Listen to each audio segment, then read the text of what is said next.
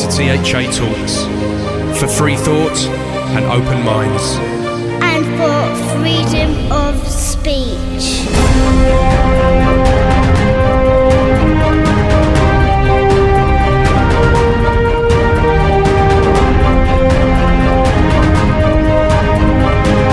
Hello, I'm Paul Obatelli and welcome to another edition of THA Talks, the alternative podcast show from the UK. Our talks include news, conspiracy, spirituality, the occult, science, history, art, philosophy, religion, and much more. If you'd like to check out our full archive, just go to www.thatalks.com to listen to or to download all our free content. And if there's anyone else who'd like to contact us or give us some feedback, maybe you'd like to recommend a guest for the show, just email us info@thatalks.com, or you can go to our website and contact us via the contact tab there. And don't forget, you can subscribe to the show via our RSS feed, and you can also find us on iTunes and Stitcher and many other podcast directories out there.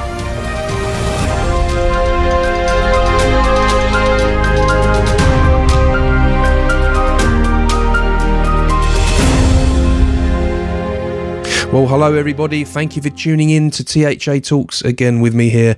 Always good to be here with you. We've got another fantastic guest today, and there's been so much news going on today. I'm sure we're going to cover that on today's show, and also it's going to lead on to another What's News with John White soon. We've got that penned, and we've got some. I'm actually quite busy now. We've got a lot of guests coming up, so we're making up for some of those sparse moments during the summer. Definitely, I have a feeling it's going to be pretty busy as we get towards Christmas and towards the new year. So stay tuned. But in fact, I'm not going to speak anymore. I'm going to go straight on to the other side of London for a surge and a dramaturge. The second time in about a week now, Mr. David Bowie. Every breath you take, every move you make, every bond you break, every step you take, I'll be watching you, Paul Obatelli. Good evening, and how are you? Was that like in a romantic way, or just checking me out as my mate? Checking you out as your mate, and a sort of journalist type of song, isn't it? You know, watching people. Oh, yeah, I got you now. That's smart thinking. So, who are we speaking to today, Mr. Bishop Parry? I've got to remember to say that now. Right, Reverend Doctor. Oh, God, I got told off. Yes, dear listeners, I know a bishop is a right reverend, not just a reverend. Thank you. Thank you for assailing me on Facebook. Thank you. Right, Reverend Doctor. Thank you. Anyway, apart from that, Sonia Poulton, a very well-known journalist and someone with links with us, of course. Well, yeah, it's did we nearly interview her when she was on The People's Voice with David Icke? Was that, am I right, or am I thinking of someone? Yeah, you are right about that. I mean, don't forget, I was one of the last-in producers, directors for art at The People's Voice. And you, of course, were one of the moderators for the David Icke Forum. Oh, yeah, that's going back now. Yeah, I used to be on there quite a lot. But you did, my dear. You did. Yeah. I mean, so this is a family affair this evening, really. Oh, yeah. I mean, there's lots of politics going on at the moment, so I'm sure she'll have some interesting views on what's going on this week and beyond. So, yeah, shall we crack on? Let's get to it, my dear.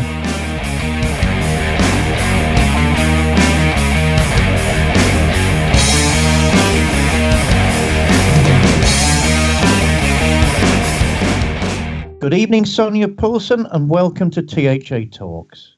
Thank you. I think it's interesting for our readers who may not know, our listeners who may not know as much about you as we do. Could you tell us something about your background and how you first got into journalism? Sure. I've been in journalism now for 3 decades. I started off at the London newspaper group, opening mail and making coffee, very bad coffee. I can't make coffee.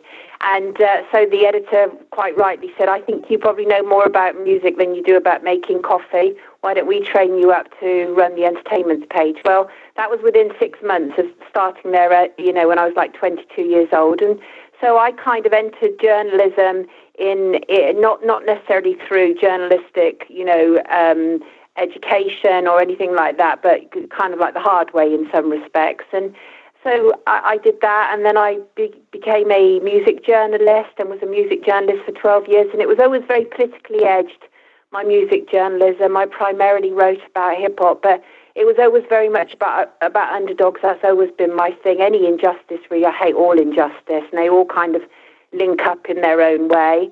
And then I became a mother in 1997 and started writing about other things, from, well, you name it, really, any kind of injustices in the world, overseas, here at home, austerity, fake ideology, contaminated blood, the disappearance of Madeleine McCann, you name it, all across the board, geoengineering.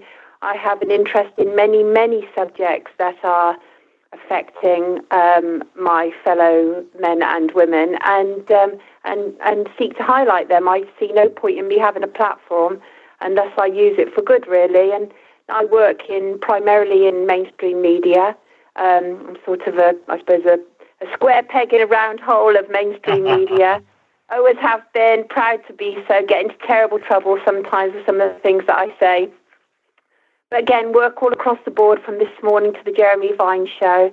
But I love doing things like this because I can be much more free, not to say that I can't be natural on mainstream media, but it's very, very tight and narrow remit of what you can and can't talk about, and this is much more of a kind of relaxed environment. So I hope that we can have a fantastic conversation about whatever comes up, really, and that's what's nice, is this idea that I don't have to think, I've got to stick, down this narrow path of, because that's what mainstream media is about, as Noam Chomsky once said, is you allow very lively debate, but about a very narrow series of subjects, and it makes it look like we're leading a democracy. Well, of course we're not. But a mainstream media platform is not to be scoffed at, especially if I can talk about false flags and anything else like that, which I have been able to. And so that's kind of what I do, really. And as I say, I get in terrible trouble because I follow the school of journalism that, journalism is writing about getting published something that somebody doesn't want published, and everything else is public relations. Well, I'm not a public relations journalist, so that's kind of me, really. That's who I am and what I stand for. Gosh, well said. I mean, I think we're both square pegs in round holes. Yeah. And geoengineering fascinates me, and I get shot down about that all the time. We'll have to have an off-air conversation about that at some point. Right. Okay. I apologise to everybody for saying readers. I was appointed as the editor-in-chief for Central Asian Monitor this morning, so I'm thinking readers as well as. Yeah, I'm going to get you to write. Thank you, and I want you to write an article for us. But again, we'll do that off it. Okay. So readers, no, listeners, yes. Right. Sonia, I mean, we both have a background at the People's Voice. Yes. What was your, and you can go in this or not go in this direction as much as you want. What was your overall experience? I mean, my view was it was such a brave experiment. What on earth went wrong? What was your experience? Looking back on it all. Well, what's interesting, it's actually 4 years ago this week that we launched the People's Voice, and I've had a lot of moments this week where it's all come back to me, and my heart was actually broken after the People's Voice, and I don't mean that in any melodramatic way. I was gutted by what had happened and what had taken place, but I went in there. David Bowie had asked me to be the lead anchor, and I accepted immediately because I thought it was a fantastic platform in which to talk about the kind of topics that are seldom broached in mainstream media. And the idea was that I would have 5 shows a week from 5 to 7, which I did. And almost immediately it was quite apparent that there were problems because within 30 days after I think it was the GoFundMe that had been launched, we'd gotten close to £500,000. It was quite phenomenal. And I was quite concerned very early on about what was happening with the money because we were bringing in people who weren't being paid, and yet I could see some people being paid who, in my opinion, didn't deserve to be paid. And I just really felt that we were this sort of alternative media, not dissimilar to sort of corporate media. And that is certain people get paid and some don't. And it just all seemed a bit wrong, really. And I didn't like it. For the huge initial period, I refused even to accept a salary because I thought we're receiving public funds. It was only when I went to People's Voice full-time that I was actually forced to take a salary because I could no longer rely on my freelance salary. But for the months leading up to the People's Voice, from about April when David Icke had first asked me, until November when we launched, I was working on the People's Voice, but I didn't accept a penny, not even for transport. I covered that myself as well. And that doesn't make me a martyr, but it makes me somebody who truly believed that this was a fantastic opportunity whereby we could finally link up with people around the world, like-minded people, and create a mass of people who were thinking like us. And so my take really was that a lot of the wrong people were being brought in to do the job, people who couldn't do the job. They were being paid professional salaries, even though they weren't equipped to do the job, but oftentimes because they were either sexually linked to management at People's Voice, or had family ties. It was all completely wrong. I fought for a number of people to be paid salaries. And then when people started to come to me and tell me that they couldn't talk to the management, but that they were worried about what was happening with the money because huge chunks of money weekly were being spent on, booze and food and theatre tickets, all manner of stuff, mad stuff that the public were paying. And so I asked for a meeting. I called for a meeting with David, and it was after the fundraiser, which I didn't want to take part in because I'd asked for the accounts to be published monthly online for transparency, and that offer was turned down, and I didn't want to take part in the second fundraiser, but I did. And I went around the country with a number of people, and we filmed people on New Year's Eve, all at our own expense. We were happy to do it, including a father who was separated from his daughter and who was on a hunger strike outside David Cameron's home.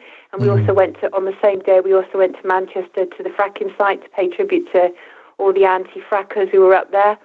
And so, it sort of come to a head after the second fundraiser. And I had a meeting, and I arrived on the Monday morning, and I was taken into a darkened studio, and there was just one light on. It was David Icke, Liz Roberts, the station manager, and Sean ADL. I learned later that the reason that I was taken into that, because it never made sense to me. Why did we have a meeting in a studio? It never made sense to me until a producer came to me several months later and told me that meeting had been recorded with the idea of releasing it, but they couldn't release it because I ended up making the three of them look bad. And they couldn't release it because I was there asking them what had happened to the money. And all they wanted to know was who was ratting on them. And that was all on the recording, and so it was never released. And so that was the question of why I'd been taken into a studio. But I'm not on here to badmouth David Icke. There's a lot of water under the bridge now. I still think there are questions to be answered about the money. I still think Sean ADL, who runs the reprehensible Your Newswire, has to answer questions about the money. There was something very odd about all that. And so that's really my take. I lasted for 21 shows. I walked out because I'm not going to take bullying, and I was basically told to sign Sean ADL told me, quote unquote, how much do you want to be paid? And they were really trying to buy my silence. And I have integrity, and I'm proud of that. I might not have a lot of money, but I do have integrity. And that was the turning point for me, and I refused to be bought, and I walked out that day, and that was that. And then, of course, the doodah hit the fan, and everybody said, what on earth took place? And that was it. And I've always been prepared to do a live discussion with David Icke and Sean ADL and Liz Roberts about it, always. Not edited, always prepared to be live. Anybody asked me any questions, and the three of them have always refused. So that's my position, really, and that's what happened. That was 4 years ago. Heartbreaking. Wish it hadn't have gone down the way it had, but it did. It is heartbreaking, and I suppose it's been on all our minds this week. Oh, Sonia, yeah. Let's move on. Let's move on. Yeah. I just wanted your particular take on that. I mean, it strikes me you have loads of fun as a journalist. You cover lots of different subjects, but of course you've got a very strong reputation as a serious journalist, which must never be overlooked. I mean, you mentioned a minute ago, Paul is going to kill me, but there's one I particularly want to look at. These sort of Trump weird tweets that are going on. Paul normally does the Trump thing, so I'm going to be a bit cheeky. What the hell is going on, Sonia? What's your take on all of that? Well, Donald Trump is a president like no other. He lives by his own rules. he's running a presidency off of Twitter. The tweeting of 3 videos, which are highly questionable, is deeply worrying. Don't get me wrong. I've come to really look at my own politics over the last few years. I grew up in a lefty environment. I'm very much from a strong working class background. I was voted Labour, and I actually can't support Labour anymore. Really struggle with that. Really can't support anybody in the political sphere, to be perfectly frank. I think they're pretty much all the same. You know, they all pay lip service to the same money people. They're really bought and by the same people. I know people like to believe that Donald Trump is different, but is he really? He's another person who's all about divide and conquer. And I just hate all the division that's created, really. But what I do object to, and really object to, and I find myself in a curious position here, is I object to the closing down of right-wing voices, which is odd, because I'd never thought I'd find myself saying such a thing. And I've actually found myself this week in debate about the sort of shutting down of Katie Hopkins, who long-term, we've had long-term animosity. We've done a number of TV debates where we've opposed each other. But I do believe in freedom of speech. I don't believe in hate speech, and a lot of what she does is hate speech. But I do believe in freedom of speech.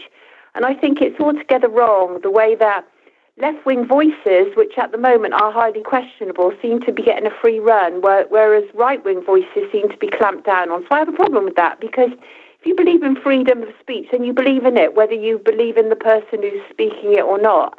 And so Donald Trump, as I say, is his own character, isn't he? I couldn't possibly like him. There's nothing about him I could possibly like, but there was nothing about Hillary Clinton I could possibly like either.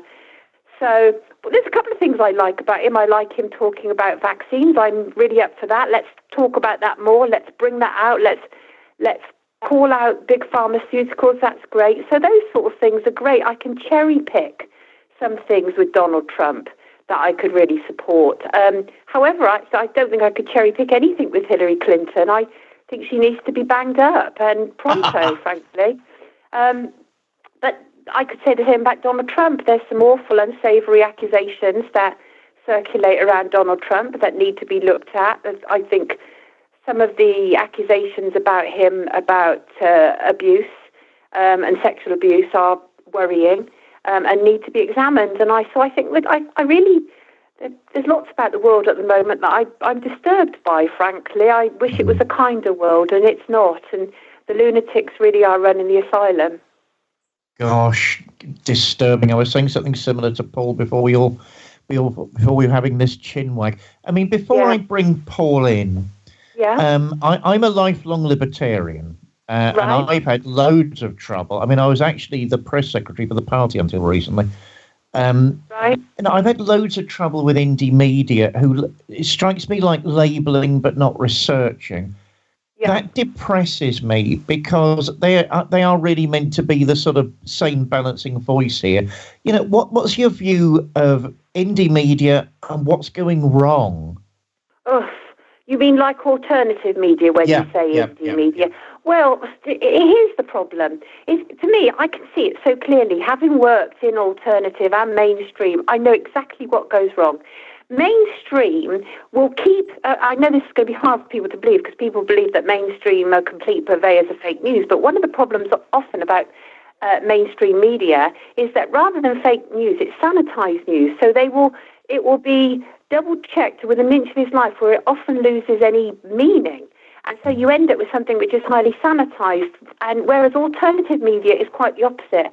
I have a lot of not all alternative media. There is some decent alternative media, but for the most part, my problems with alternative media is not enough decent fact-checking takes place, and I find that really worrying. And a lot of times, people seem to think that a YouTube is evidence of something. No, it's not. It's evidence that somebody was able to make a YouTube, and so I have a lot of problem with that. And so, if we could have a media system, which is actually what I'm working on at the moment.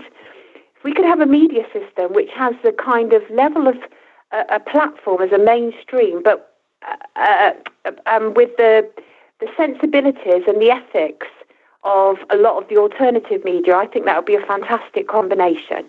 where you're able to discuss the kind of stuff that we discuss in alternative media, but to a bigger platform, and also in a way that is understood by the mass majority. I studied psychology, and one of the things that we were taught is the age ranges of people who read and listen to certain media. And do you know that the average Sun reader has a reading age of 5 years old, for example? And so that tells you rather a lot. And that's the biggest selling newspaper in the UK. And that tells you rather a lot. And so what that told me was that in order to take really complex subjects, you have to be able to distill them. So not that they lose all shape, form and meaning, but that they actually can be translated to the vast majority. That's where I get excited, because I like the idea of taking these kind of taboo subjects, whether that's false flags, geoengineering or whatever, and feeding it to millions of people. That's something I'm excited about getting involved in at the moment. So that's what I think we need to do. We need to take the sensibilities of alternative media, but with the fact-checking that often takes place in mainstream, and then I think you're home and dry. Oh, Sonia, I think you're wonderful. Paul, my dear, what do you make of all of this? Interesting stuff. Good to have you on the show, Sonia. It's really good to have you.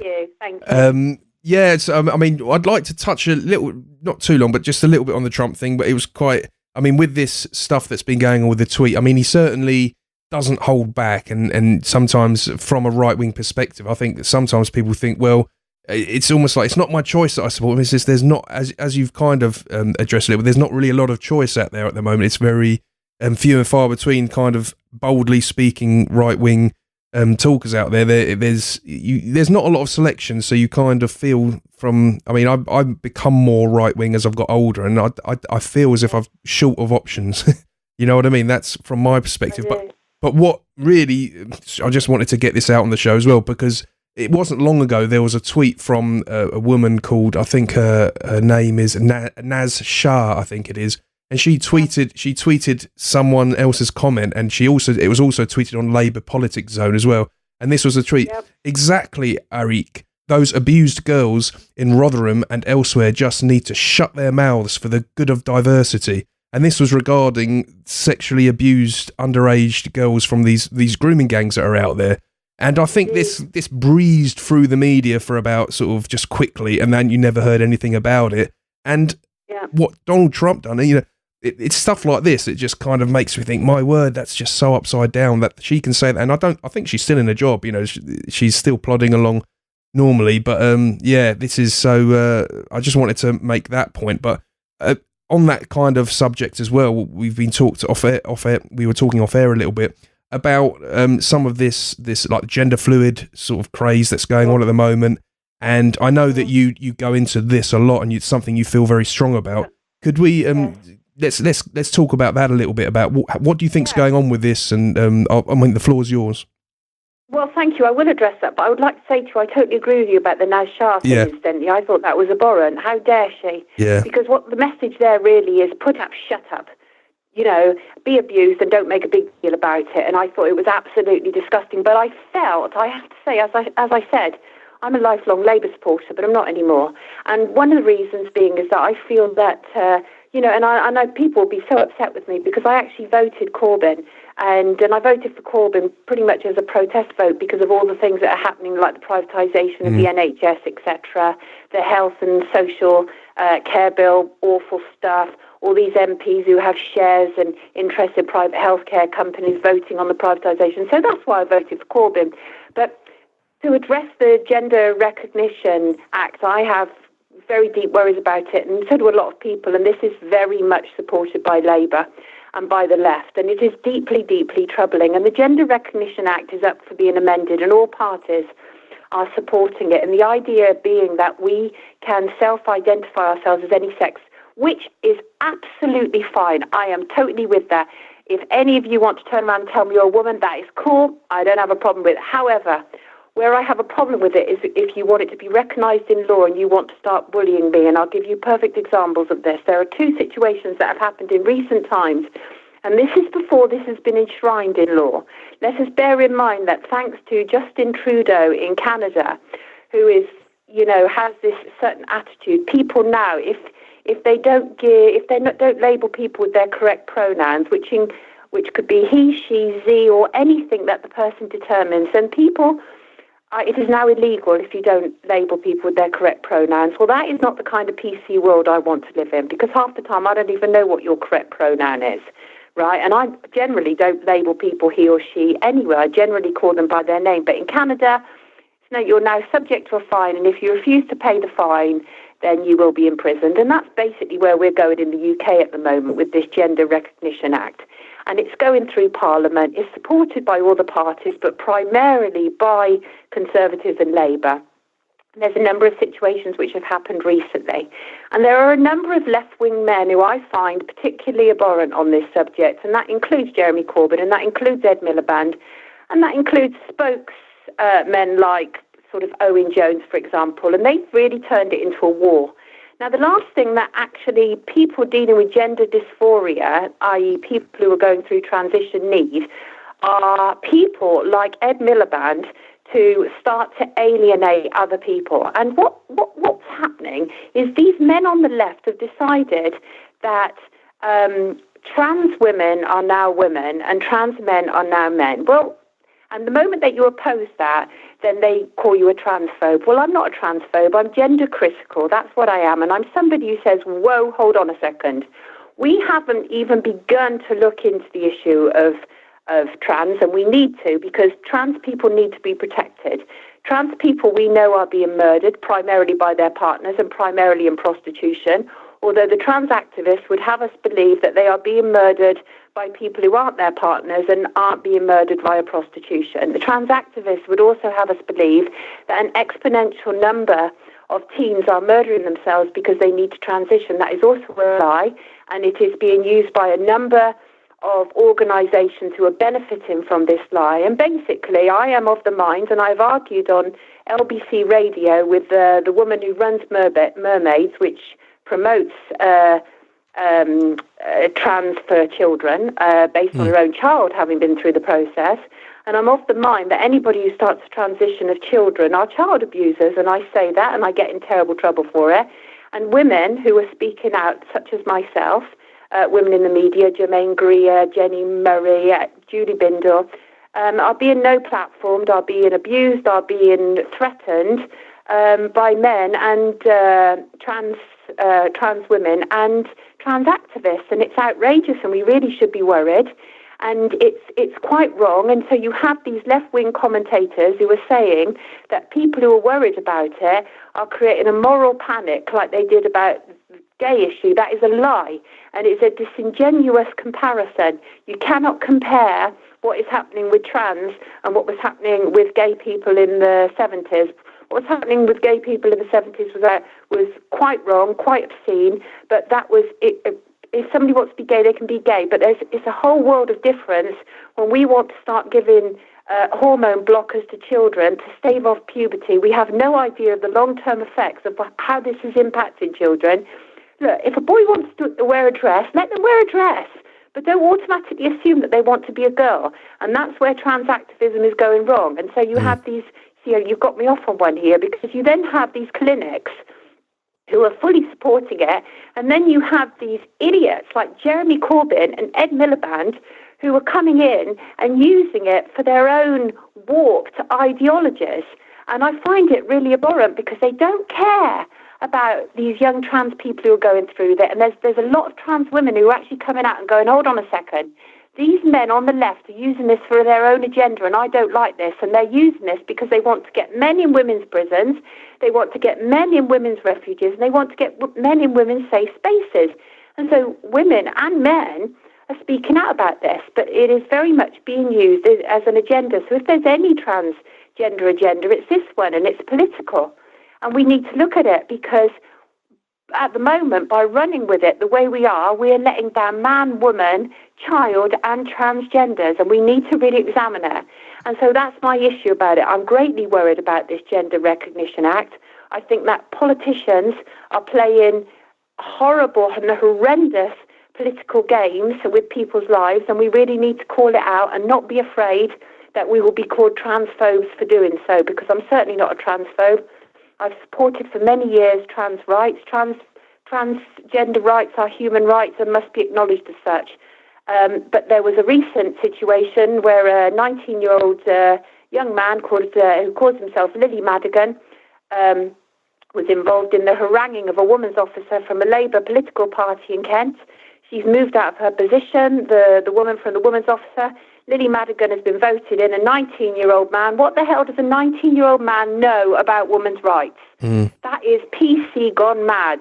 And a lot of women and a lot of men are not having it. And what you have is this 19-year-old man who's being used by the Labour Party, used in embracing pictures by men on the left who appear to be women haters, frankly. And it's just ridiculous, and we really need to look at it. And it's an absolute mess. But people can't talk openly and freely about this topic because they're scared of being no-platformed and booted out of a job. Well, I've never been scared about being no-platformed or booted out of a job, which is why I talk about the things I talk about. And so this is just another one. And so I think that we need to protect people who are going through transition, but we need to look out for the political agendas that are operating and using these people for their own ends, because it's appalling. Absolutely. Well, the thing is about this sort of stuff is it's such a minority, but the mainstream media would give you this impression that it's some kind of huge thing that's going on at the moment, and it's only huge because they're sort of pushing it. It's almost like they're pushing it. We want to make it huge, and it's like what you say. I mean, I've got nothing against if someone's got a need to be a woman, a man that needs to be a woman, then you have to sympathise with their position and respect them enough to say, well, you go and do what you got to do to make you happy. And obviously, anyone that gives anyone a hard time for that is an arse, basically. But there's a difference between tolerance to persuasion. And if I'm not going to, I haven't got kids, but if I had a child and someone wanted to teach my 5-year-old child about being trans or about gender fluidity, I'd say, get away. I said, I don't even want him thinking about that. Let him be a child. He can worry about that when he's 30, when he's gone through puberty, and he'll work it out for himself. And that's what gets me. They want to get in their brain when they're young, and that's what it makes me angry when they do that. Well, it's been going on for a long time, and it's not just about trans, it's about any of those kind of things where they want to bring inappropriate, and I say inappropriate because it is inappropriate sex education to very young children. But what is very interesting is if you look with this whole gender fluidity issue, is as a child, I was always quite tomboyish. People used to call me kind of tomboyish because I used to kind of ruck with the boys and, pretty much as I do now, actually. And, be prepared to have a good old fight with the boys, but nobody ever assumed that I wanted to be a boy. And so what you've actually got now is gay men and lesbians going, what the hell is happening here? Why are we suddenly assuming that just because a little boy is feminine, that he has to be a girl? Why can't you just say that he might be a feminine, or he might even be gay? That's not a problem. Why should we rush to change the gender? That's ridiculous. And so we're just not allowing children to be children. There's a huge lobby behind it, and it's these lobbies that I'm very, very concerned of, and we must highlight them. And they're the same kind of lobbies on the left who lobbied the Paedophile Information Exchange and Liberty in the 70s. And before anybody goes, it has a heart attack, I am not comparing trans to paedophilia, not at all. But what I'm saying is it was the same kind of right-on voices who assumed that they had to say things in a certain way, and they were very much behind the Paedophile Information Exchange. Harriet Harman, her husband Jack Dromey, Patricia Hewitt, the outrageous comments they made about children in the 70s, one of the comments being, we haven't got any evidence that sex with children creates any harm. It's kind of nonsense, absolute madness. And it was at the times, and I feel that what we're doing to children today, in terms of kind of like the trans lobby, we'll look back in 30 years' time, we'll go, oh my God, what did we allow to happen to those children in our name? And that's why I feel the need to speak up now. Yeah. And regardless of whatever trouble it gets me. And I was talking to an editor today, and he wanted me to write a comment, and I wanted to write a particular comment, and he said, I can't do it like that. I said, why? He said, because it will just create so many problems. And I said, this is exactly the problem. We should not be silent. We should be speaking out. So, and I will speak out wherever I can. And unfortunately, to be able to talk about it like this, the floor is becoming ever narrow, because even in mainstream media, it's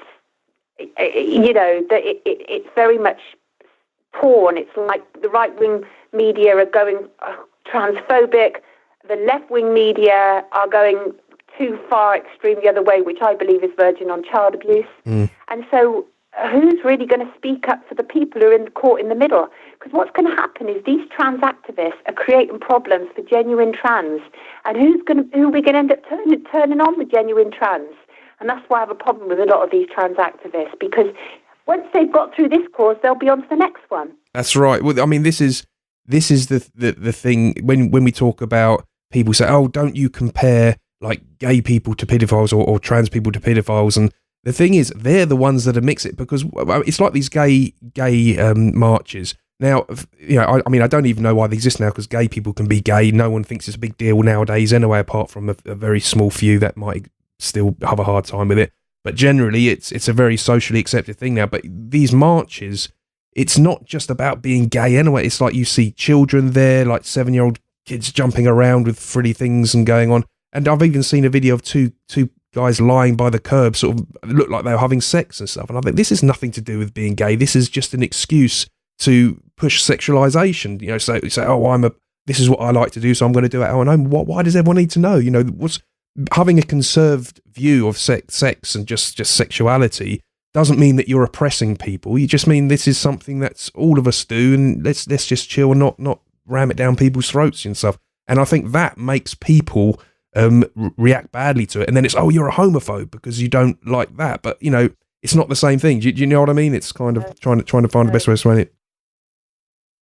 Oftentimes, what you end up having to do in situations like this is, because the situation is so extreme. For example, one of the prides from last year, I was sent a series of pictures in obscene pictures of some stuff that was happening on the road. Don't get me wrong, I support Pride. What I don't support is anybody acting obscene in front of children. I don't care who you are or where you are or what you are. Don't act obscene in front of children. They don't need it, and they don't need to be sexualised. And certainly there are places around the world where Pride makes absolute sense. People are still being murdered for being gay. Absolutely. Not in the UK. Yeah.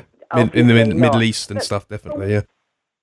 Yeah, but what happens is you end up with an extreme reaction, because somebody, you know, you see this and you're like, why on earth is that happening? And then you end up having to defend your corner, which makes you sound more extremist than you are. And then we end up in this mad situation. And that's what I object to what's taking place at the moment, because there are people, and I have to come again back round to these left-wing media men who are using this for their own advantage. And actually, I get a definite feeling that some of these men, they're not great fans of women, actually, and certainly want to erase the voice of women from public life in many key respects.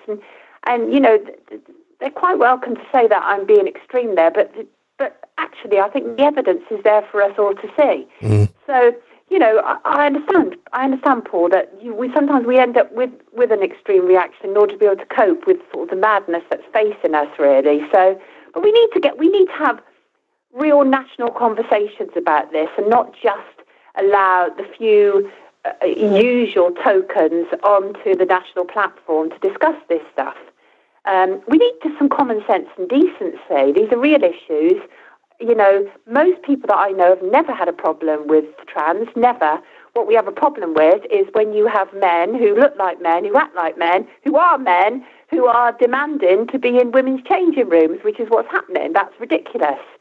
So, and we have to fight against that, because that's clearly not right. Because as one father said to me when Topshop recently announced that they now have gender neutral changing rooms, one father wrote to me, I don't want my 13-year-old daughter to be changing next to a 46-year-old man. Am I wrong? Absolutely. Well, no, you're not wrong. You're absolutely right. It's Topshop who's wrong.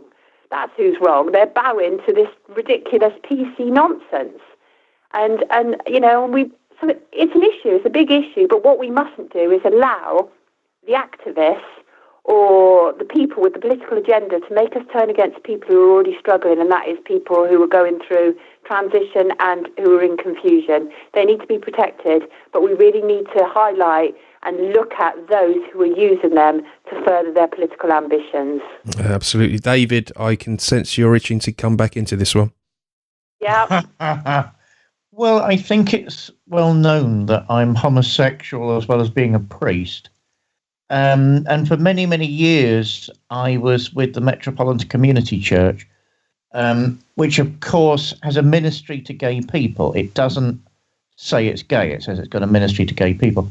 And you know, both of you, that I'm on your side. I mean, you know that. If I'm looking back to those years, I must have met 2 transgendered people. You know, we're looking at about a 10-year period. I must have met 2. So I can't see how it was a burning issue. I can't see how it became a burning issue, because in the gay community, it wasn't. And as far as I know, it still isn't. And that's with no disrespect to, trans people. I mean, and I know, in this modern age where all these wonderful new discoveries have taken place, like there can be male and female brains. So I can understand in a certain percentage why these issues arise. But I for the life of me, I can't see what really is going on here. And also as a gay man, the whole point is fancying men. But there we are. Right. And there's nothing wrong with that. The thing is, as long as people love is a fantastic thing. What I hate is when I see these people, like Ed Miliband, for example, who is leaping on this issue for his own political advantage. It's a political scoring point to these people. And they disgust me. They don't necessarily care about the people who are involved or are being damaged by this or hurt by this. And so they're the people who need to be called out. But actually, like you, David, although I actually probably know about 4 or 5 trans, and everyone, and actually I know 1 trans man and 4 trans women, and every one of the trans women are appalled at this whole idea that we should suddenly allow men to enter women's spaces, appalled by it. And they don't understand why you have these Labour leaders who are pushing for it. They don't get it. And that's when you know there must be another agenda taking place here. There has to be. And so we need to be protecting the right people. But as I say, any transition which is too early, I consider child abuse. I simply do. It shouldn't be funded. I wanted to retch the other week when Prince Harry told the woman who runs Mermaids that she's kind of like his hero and everything. And it's like, hero? She is part of a system that doesn't allow children just to be. Allow children just to be. If a boy wants to wear a dress, if he wants to wear a tiara, so who is he actually hurting? But don't automatically assume that he has to be a little girl. Allow him just to be. And that's the problem in this world. It's like as soon as you show something, it's almost like people want to march you along this line. And no. And it's, obviously there's big pharmaceuticals involved. Because once you get on that conveyor belt of trans, you've got a lifetime of medicines and treatment. So this is not about, helping anybody. And the fact is, we simply don't, like you said, David, you haven't met many trans because there aren't many trans. That's why. So why is it such a massive issue? And so these are all interesting questions. Why is it such a massive issue? But what we do know, without a shadow of a doubt, is that there has not been enough research into this issue. So to start making laws on changing huge things and changing people's bodies and giving people, all manner of medication without as much research as we need, long-term research, is really troubling. So there are a lot of problems in this world, sexualization of children being one of them. But this is definitely an issue that we have to look at because these are vulnerable children who are at the hands of these people who are using them, and we have to really protect them. So I'll fight anybody on that, whether that's a parent who says, but my child always wears a dress. Yeah, well, let your child wear a dress. We don't have to start giving them hormone blockers as well. Yeah, but they'll kill themselves. No. Teenage suicide is really complex. Don't you start to create these because this is one of the things they've done, and it's really disingenuous. They've used this whole idea of teenage suicide with trans. Well, teenage suicide is really complex. I had attempted suicide twice before I was even 13. Well, that was because I was orphaned at 11. That wasn't because of any other reason other than I was down. I was depressed. I had reason to be down and depressed. I was orphaned. But so teenage suicide and attempts at it are very complex. And we mustn't allow that lobby to leap on the back of it in order to be able to force feed children drugs that at this moment in time are hugely benefiting big pharmaceuticals. So we've got to keep an eye on that. So that is something I'm very, very concerned about and intend to write a great deal about. Oh, I will be on the same barricades with you, Sonia. I mean, this assault, this cultural and political assault upon our young ones is absolutely unbelievable. Yeah. But I suspect what's really going on here is an attack on women. Yes. What am I completely crazy in thinking that, or do you think there's some sort of veracity there? No, I think absolutely. I think look. I've never called myself a feminist. I've called myself a humanist. I'm a humanist. I believe in equality and equity, actually. And but I really understand the feminist argument on this. And you see, the first wave of feminism was to basically dismantle the patriarchy, whereas the second wave of feminism is actually dealing with an issue where the patriarchy is being dressed up as women and is insisting on entering women's safe spaces that have had to be created for such. Don't get me wrong. I am far from a man hater. I was raised by two exceptionally strong men, my brothers, and I pay great tribute to them all the time. And so I've never been on that kind of male-hating front anyway. Not saying that feminists are. There was a need for feminism because obviously in order to be able to balance up that kind of patriarchal structure. But what you have now is a lot of high-profile men who are definitely leading an assault on women. There's no doubt about it. As I say, if a 19-year-old male can replace a woman as a Labour women's officer, what the hell is going on, right? And he starts tweeting about women need safe spaces and you can't allow men in safe spaces. You're a man! Stop taking the piss with us. Excuse my language. But that is outrageous that a 19-year-old male thinks he can start tweeting about how it's important to have women's only spaces when he's in a space where it's supposed to be women's only spaces. That's literally up yours in our face. And I do believe it is an assault on women, and a lot of women do believe it is an assault on us. Because if you notice, what we're actually experiencing with it is, where are these trans men, so women to male transition, in these big positions? We've had Caitlyn Jenner, formerly Bruce Jenner, who was made a Woman of the Year by Glamour magazine. Where is the Man of the Year of the woman who became a man? Do you see what I'm saying? So it's all these men who are becoming women who seem to be taking over women's roles. I don't care who you are. There is not a man alive who can be a better woman than I can be. You simply can't be. Don't even try it. However, if you have certain needs, right, and there's a great deal in biology that we don't understand. There are definitely issues with men being born with a great deal of femininity and women being born with a great deal of masculinity. So much we don't understand. And that's why I don't oppose trans, not at all. But don't start trying to replace me. And that is what's happening. I do believe this is an assault on women. And I think we really have to, come together on this, because we need a world whereby there is a healthy balance of men and women, not all men taking over again. And again, I don't want this to be a women's rights kind of speech that I'm having here. It's not that. It's about us all having our place. We've all got a place to fulfill. Let's have it. And so what we need is, rather than trans women taking over women's roles, we need trans women to have their own roles. There's fight for trans rights that needs to be done. You need to fight for trans rights, but don't fight for women's rights. Women got this. We've got this. Thank you. And so I agree with you, David, and we have to watch it and be careful. I don't doubt certain people will hear this, what I'm saying, they'll go, she's a transphobe. I don't give a toss, because I'm not. I know who I am. I know what I've done.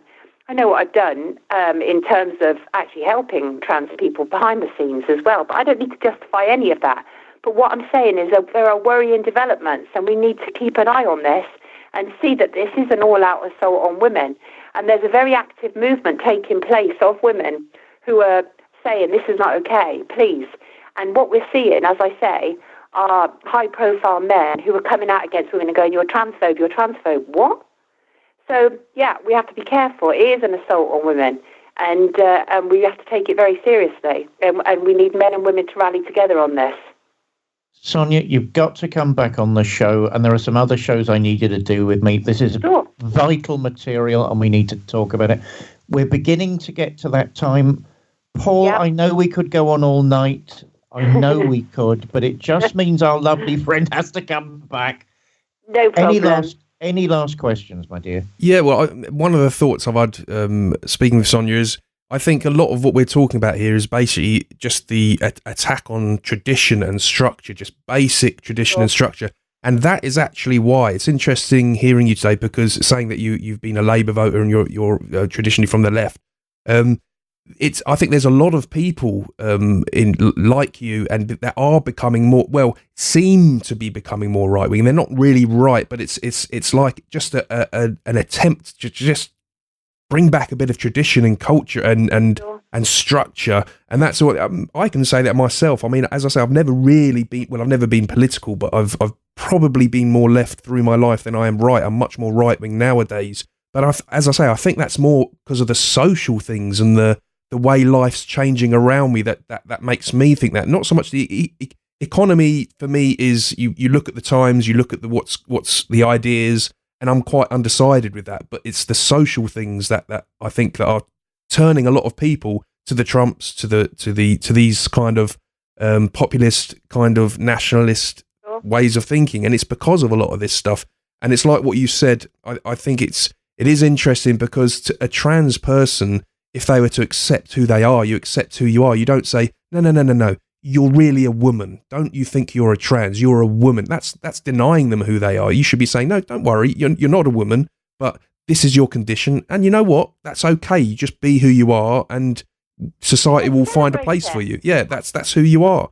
I'm up for celebrating it, but don't tell me to ignore history, biology, the evidence of my own eyes and everything else. Don't tell me to do that, and I won't do that. And this is what I loathe and deplore about the left now. And it seems to be an attack on family values. You know, you've got like just a straight woman and a straight man. It's almost like now that's regarded as if you guys be quiet. You know, you're bigots. And it's like, you know, I'm a straight guy. I don't mean anyone any harm, but let's respect.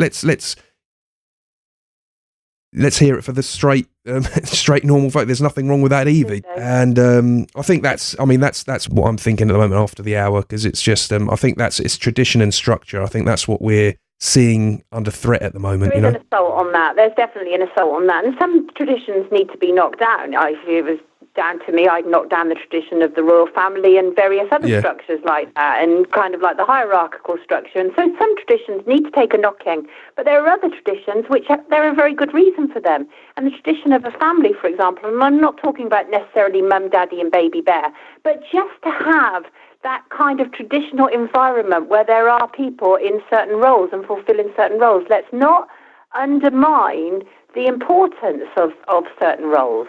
Okay, and you know, a man can keep house as well as any woman can, absolutely. And I've been involved in relationships where I've been the one go out, earn the money, the man has kept home. Fantastic. Whoever does the role best, I'm all for that. So when it comes to questioning those kind of traditions, that's great, that's fantastic. But there are some traditions, such as allowing children to be children and not want to tamper with them, that we need to really, you know, make sure that we stick by and we fight. We resist what is currently taking place, whether that's the sexualization of children or the transition of children. We need to protect our children. Absolutely, I couldn't agree more.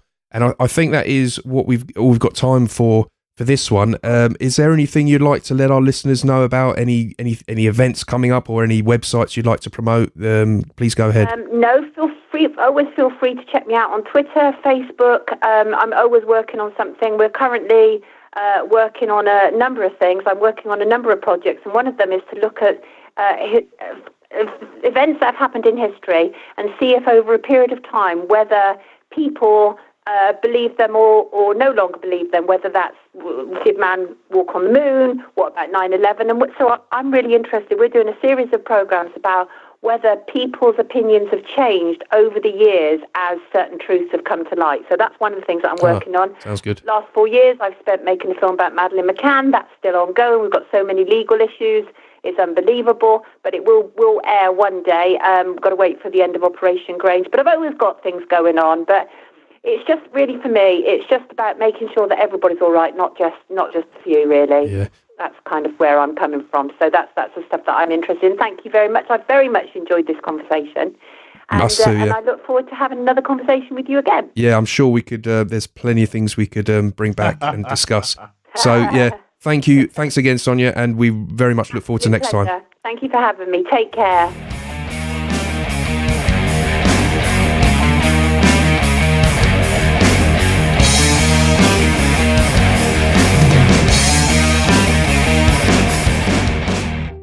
And that was Sonia Poulton. That was a very high energy discussion, wasn't it, David? A wonderful, vivacious lady with lots to say and a very good take on healthy decency. What did you think, Paul? Well, I like I said when we rounded it up, it just seems, I think it was a good example, speaking with Sonia, about how people are just getting disillusioned with politics. And it's what's turning people to alternative politicians and ways of thinking, and just as I say, the traditional structure, that kind of stuff. Yes, as she says, there's a time that you do look at change and to knock down a structure so that you can move forward and stuff. But generally, I think that when that happens, it kind of happens as a collective, almost like something that the collective masses just overpower themselves, and it just happens naturally. It's like a natural thing that everyone wants. What we're seeing now is kind of structures being attacked where most people are saying, no, we don't want to attack that structure. And most of all, we don't need to attack that structure. That's the main thing, you know? I think there's something more profound going on. I mean, I think the left has almost given up the idea of dragging the bourgeoisie to the negotiating table. Let's destroy everything. Yeah. Let's destroy everything. But of course, that won't work either. The trouble with people losing interest in politics is politics hasn't lost its interest in people. There are absolutely. People that still want to be powerful and will do absolutely anything to maintain their social advantage. We live in very dangerous times. Well, it's as we again what we were saying. I couldn't fathom the idea of disliking someone because of their sexual condition or sexual. I don't know what the word is you use for that. But whatever their identity, sexual identity, or your racial identity, or anything, there's no way I could decide whether I like someone based on those things, even though at times I probably have been branded this or that on this show for certain shows. But at the same time, there's nothing wrong with just identity, just having an identity and preserving that identity. It's not hateful. It's not hurting anyone. If you want to add to the identity, then be my guest. But that's the thing. But we could probably go on talking about this all night, so we probably better wrap it up. Well, Paul, I mean, you're a long-term friend of mine, and I know you're a good boy and you're a good man at heart. You know, and sometimes you get a bit carried away, but I know you've got a very great sense of decency. Thank you. But don't always assume that other people do. You know, which is why some of these shows, and indeed some of our projects, have been attacked. Forgive me, listeners, I've still got a bit of a cough. I'm just about to cough again. But, you know, some of our projects have been attacked recently, and only because we want to stimulate debate. I mean, it's absolutely unbelievable what is happening, you know, at this time in our culture. And really, we need a sense of orientation or everything is lost. Well, we're going to hit back with that kind of stuff anyway, because one thing about this show, we're not quitters, and we stick to what we believe in and we keep moving forward. So that's for sure there. But I hope everyone who tuned into the show enjoyed that one. Please let us know what you thought about it. Any thoughts, please let us know. And any ideas for any added guests that can maybe add something to the discussion. And we'll be really happy with that. Until next time, please keep telling your friends about the show. Keep linking the show. More importantly, keep downloading the show. We're going to be back really soon. Till the next time, take care. Bye. County.